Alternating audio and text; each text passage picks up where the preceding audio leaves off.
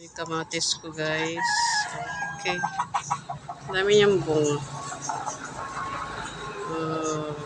Ito yung harvestin ko ngayon dalawa. Diyan dito ang harvest. No? Ito yung ipakita sa inyo. Pero marami pa siyang bulaklak.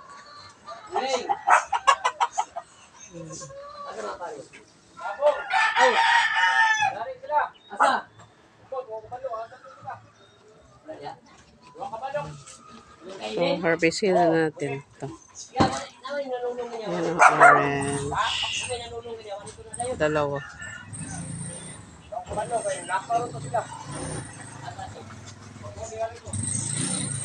Okay.